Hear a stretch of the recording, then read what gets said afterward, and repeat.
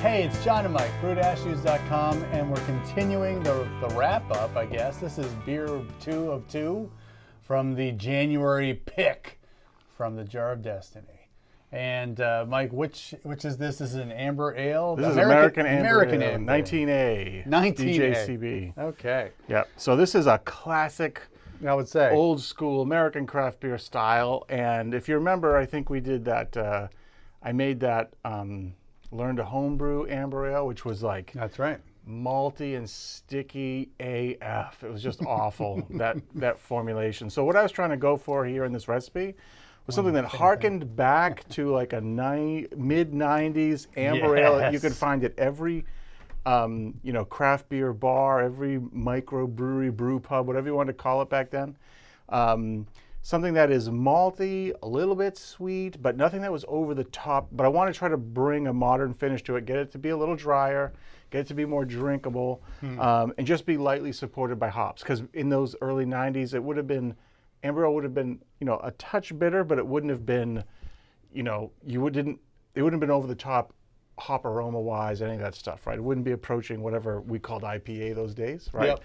So just something that's super drinkable. And the other thing that's a little bit more local to us, I was a little bit inspired by Cambridge Brewing Company, because one of their original beers is American Amber, and it still is on their menu. You go there, and the original 4 beer styles, they still make them all the time. I'm sure that they've grown up and tweaked the process a little bit, but you can still get a quality American Amber Ale at Cambridge Brewing Company in Cambridge, Massachusetts. So anyway, so let's talk about the recipe here. Let's talk about it, yeah. So I went with pale ale malt.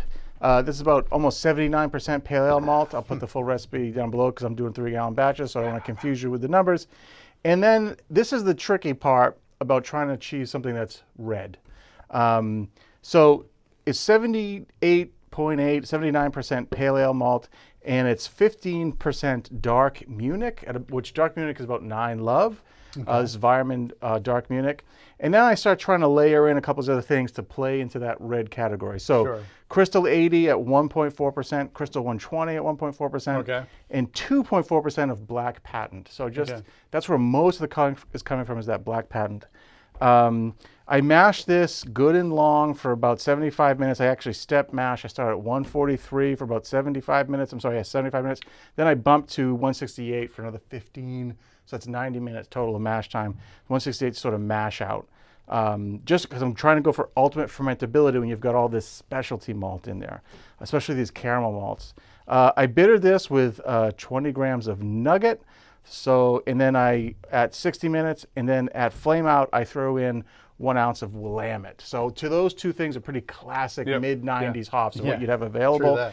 The total IBU in this beer is about 44 IBUs. The starting gravity was 1052, so it's a little bit more on the gravity units to bitter unit side.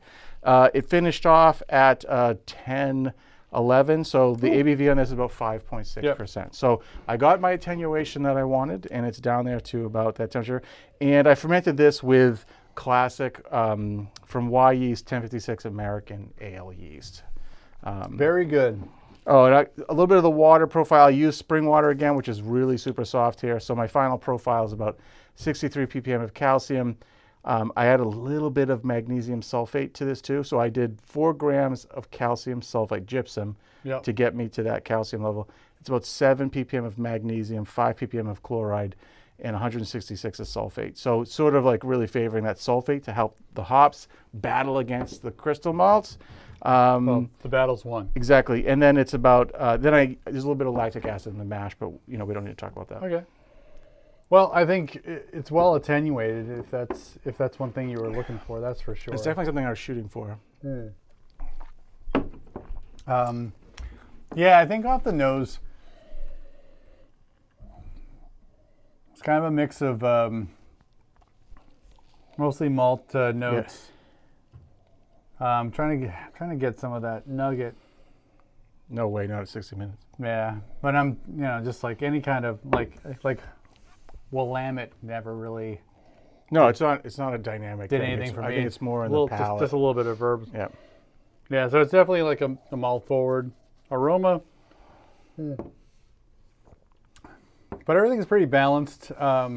It is, you said that, typical late 90s, American Amber Ale. Yeah. And I was kind of like taken back to a few different places, Just, Cambridge Brewing Company, that's certainly some place that we drank a lot.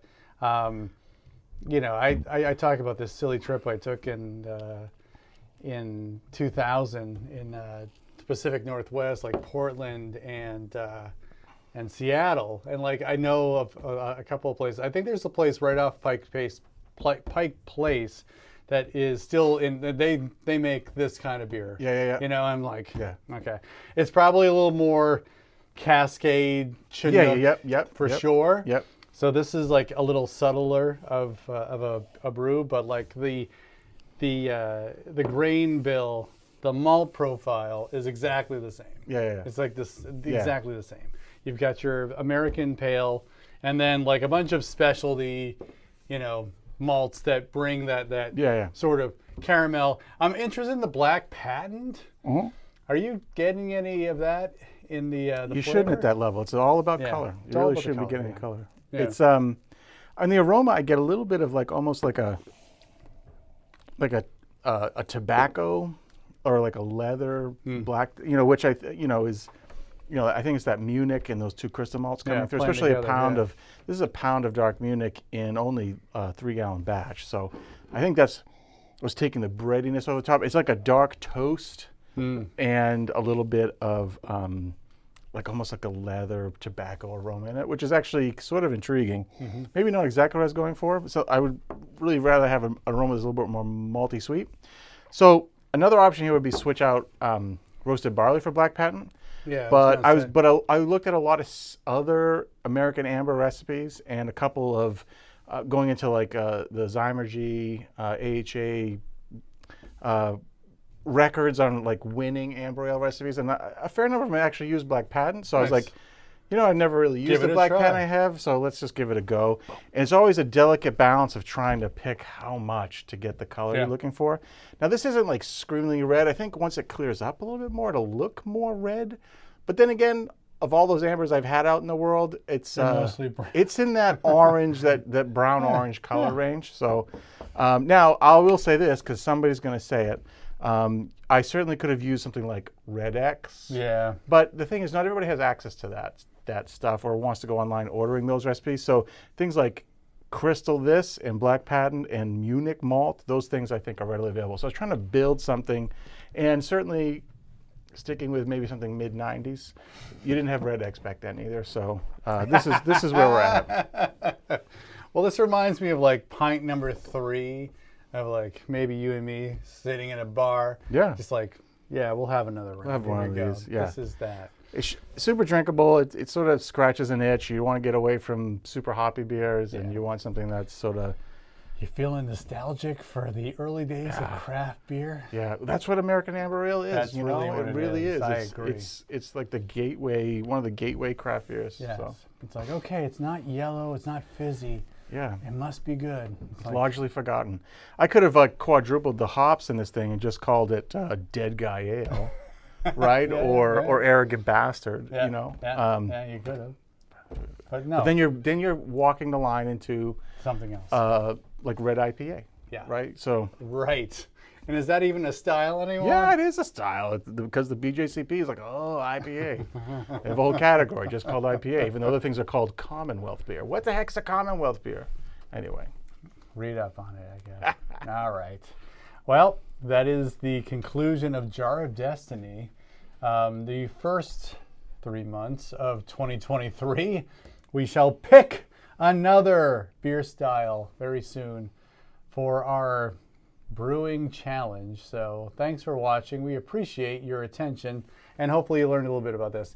If you are nostalgic for the old days of craft beer, please leave a comment below, and if you're not, leave a comment anyway.